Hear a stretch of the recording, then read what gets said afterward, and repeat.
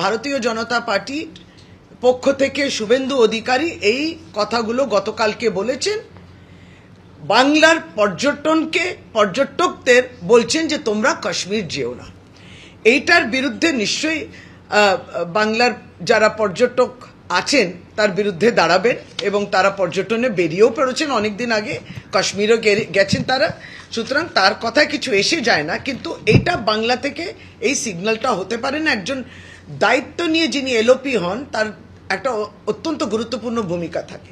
ফলে ভারতীয় জনতা পার্টির নবনির্বাচিত সভাপতি এই বিষয় নিয়ে কি বলছেন সেটা জানি না, কিন্তু আমরা এটুকুই বলি যে পাকিস্তানকে কিংবা পাকিস্তানের যে ন্যারেটিভটাকে যদি কেউ সমর্থন করে এই কথাগুলো বলে, কিংবা বাংলাদেশের যে ন্যারেটিভ আছে সেই সমর্থন করে, কারণ মাননীয় এলওপি এক সময় বলেছিলেন এই কিছুদিন আগে যে বাংলার সরকার থেকে তার নাকি মোহাম্মদ ইউনূসের সরকার আরো বেটার মনে হচ্ছে। যারা যেখানে দুর্গা মন্দির ভেঙেছে, হিন্দুদের উপর অত্যাচার হচ্ছে, তবুও তার মনে হচ্ছে যে বাংলার সরকার থেকে ভালো বাংলাদেশের সরকার। এই গুরুত্বপূর্ণ কথা আপনাদের দৃষ্টি আবারও পার্টি থেকে আমরা আকর্ষণ করতে চেয়েছিলাম। তাই জন্য আপনার এই দুটি কথা বলার জন্য আপনাদের সকলকে আজকে আমরা একটি ছোট্ট প্রেস কয়েকটি কথা, এই গুরুত্বপূর্ণ কথার মধ্যে দিয়ে যে আমরা অত্যন্ত বিরক্ত হয়েছি এই ধরনের কথা তার লিডার অফ দি অপোজিশনের পক্ষ থেকে। ভারতীয় জনতা পার্টি, কেন্দ্রীয় সরকার আপনাদের বিরুদ্ধেই বলেছেন লিডার অফ দি অপোজিশন।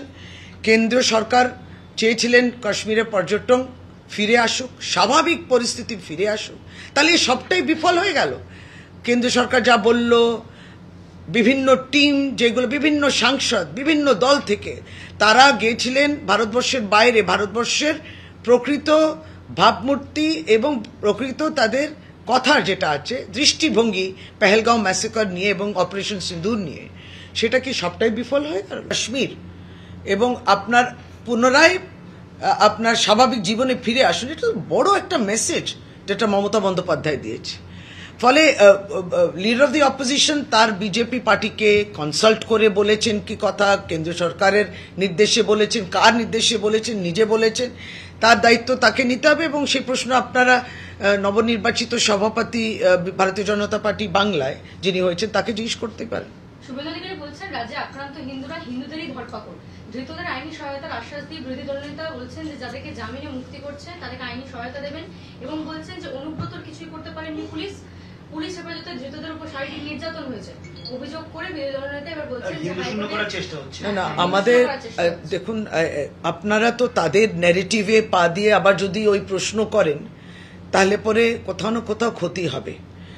আমরা যেটা বলি যে তিনি যদি কোনো বক্তব্য রেখে থাকেন তাহলে এটা কোথাও না কোথাও সময় এসে গেছে, এবার তার সঙ্গে এভিডেন্স প্রমাণ সাবস্টেন্সিয়েট করতে হবে, আপনাকে প্রমাণ দিয়ে সেটা বলতে হবে। এবং এই সমস্ত বিষয় পুলিশ দেখছে। এখন কি হচ্ছে জানেন তো, ভারতীয় জনতা পার্টি মনে করছে তারাই পুলিশ, ভারতীয় জনতা পার্টি মনে করছে তারাই সরকার। এখানে এইরকম একটা ভাবমূর্তি নিয়ে তারা প্রতিনিয়ত একটি কথা বলার চেষ্টা করেন, বিভাজনের পক্ষে সারাক্ষণ কথা বলছেন এবং যে ঘটনাটা হয়নি সেটা নিয়ে বলছেন। এই ন্যারেটিভটা তারা মনে করছেন যে দুপুর 12টার সময় একটা প্রেস করে এটা যদি সারাদিন এটা নিয়ে আলোচনা হতে পারে, এই ন্যারেটিভটা আমরা মনে করি আপনাদেরও গুরুত্ব দেওয়া উচিত নয় এবং পুলিশকে তার কাজটা করতে হবে। পুলিশকে কাজ করতে দিন, law and order is a state subject. পুলিশ কাজ করছে, কাজ করলেও তাদের অসুবিধা হচ্ছে।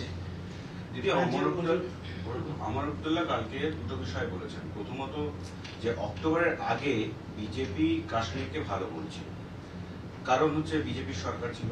দ্বিতীয়ত তিনি বলেছেন যে শুধুমাত্র কাশ্মীর সরকার নয়, কেন্দ্রীয় সরকারের নেতারাও বারবার সেখানে গিয়ে পৌঁছে মানুষকে কনভিন্স করছেন সারা বিশ্ব থেকে মানুষ যাতে কাশ্মীরে আসেন।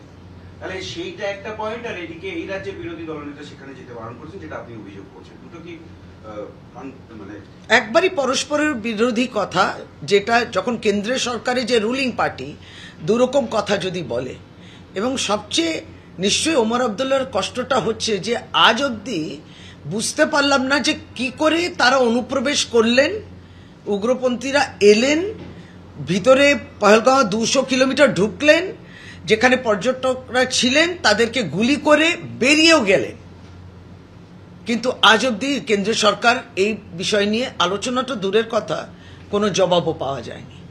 আমরা তো তার পরবর্তী এটা বলছি যে কাশ্মীরকে পুনরায় তার স্বাভাবিক ছন্দে ফিরতে হবে, এটা তো আসছে, নিশ্চয়ই গুরুত্ব সহকারে আসছে, কিন্তু তার আগে প্রশ্নটা এখনো তার উত্তর পায়নি ভারতবর্ষের মানুষ।